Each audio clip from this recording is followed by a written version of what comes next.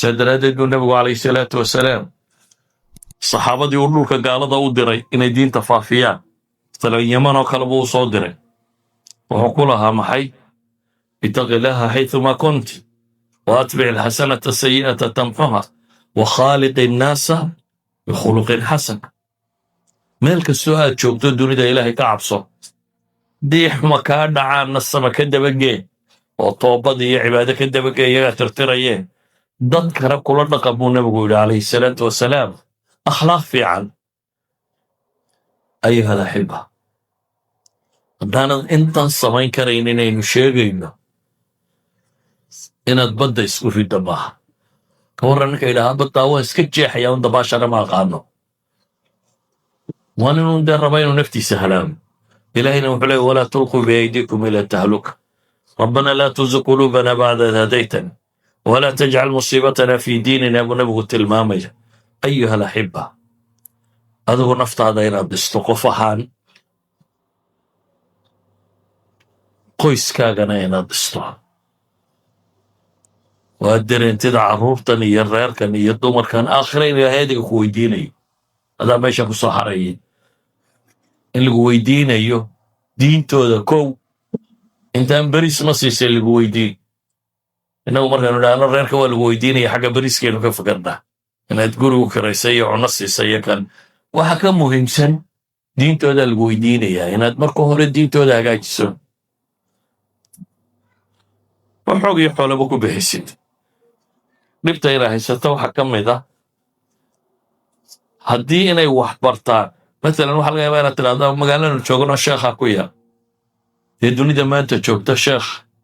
laba cashaa ku keeni kartaan haddaa idinku darag tihiin macallin wuxuu dhiga waa keeni kartaan cid jeebkiina wadhay waxaad ka fakaraysaa daar u dhis war daartiisa isagaa dhisanaya adiga daartaada uma baahnaa ee wuxuu u baahan yahay inaad isaga dhisto wuxuu u baahan yahay isaga qof diin loo dhaqan loo muslima inaad ka dhigto haddaad adigu intaa u samayso aakhire ilaahay ku weydiin maayo maxaa daara ugaga iman weyda iyo guri ma u dhistay adiga aakhire lagu weydiin maayo adiga waxa lagu weydiinayaa waa maxay inaad isaga qof ka dhigtid. saa daraaddeed bulsho intan leeg iskuul waa dhisan kartaa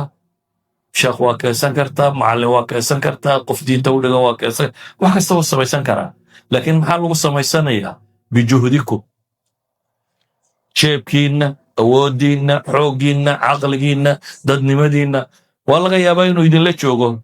laakiin dee sidaa u kallahdaanba u kallahaya isaga ha kallihina wax dhigdhe adiga xaggaaga ha u soo kallaho waxaa la sheegaya meeshan jahiliya 10 kun oo qof gaadhay ma 10 kun oo qof baan wax samaysan karin 10 kun oo qof waxay doonaan way samayn karayaan laakiin waa goorma waa markay dareensan yihiin inay baahidan qabaan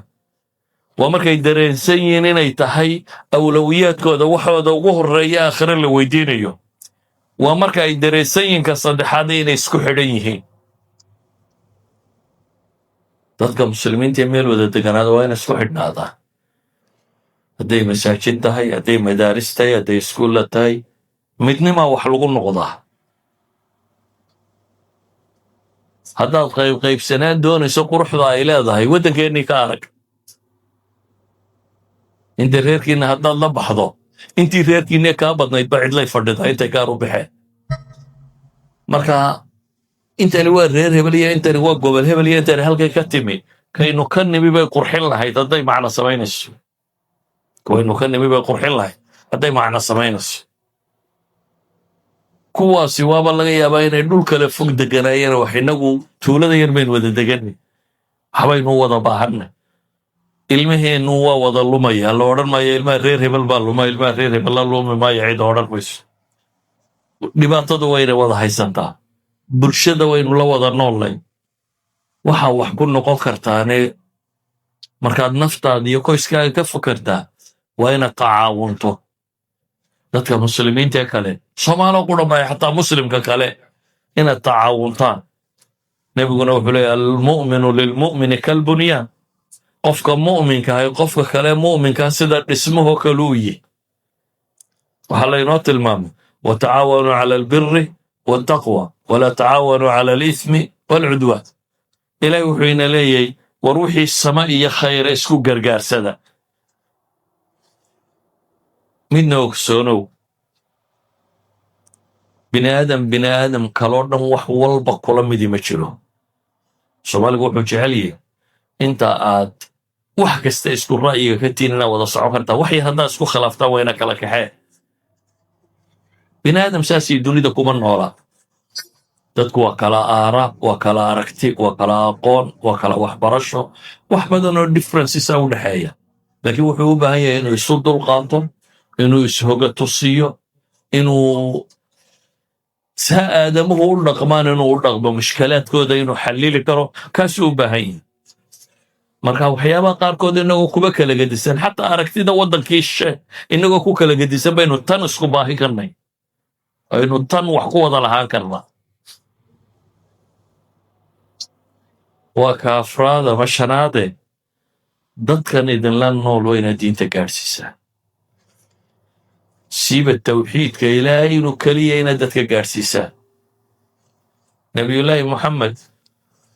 suuraddii labaad ama saddexaadii ku soo degtaa maxay ahayd intaad 10 aayadood ama 5 aayadood hore ku soo degeen ayaa waxa ku soo degay yaa ayuhalmudathiru qum faandir yaa ayuhalmudathiru markay soo degaysay intee buu waxyi loo keentay waxya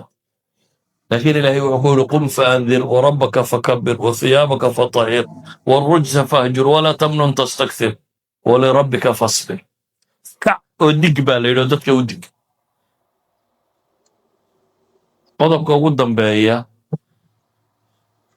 waa qofka muslimkii walaalihiisa muslimka ee dunida ku nool dhibaatada soo gaadha kaljasad alwaaxid inuu dareemo muslimiintu hadday isu hiilin lahaayeen waxa maanta ghaza ka jira ma jireen ma dhacdeen marnaba iyagoo aan waxba cidna u geysanin ayaa cabsidan laga qabaa 2 bilyan oo wada socday keeni lahayd inaan lagu soo dhiiranayn laakiin markii inba meel lagu xidhay ee inba xariijin loo ooday ee inba la yidhi reer hebel baa tiin ayaa maalinba reer hebellada ka mida la cunay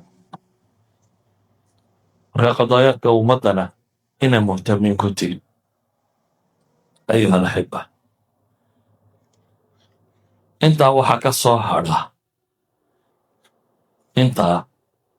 ka soo hadha haddaydan samayn karaynin labada mushkiladood mushkiladdii xaggaasaa fududee taa waajaha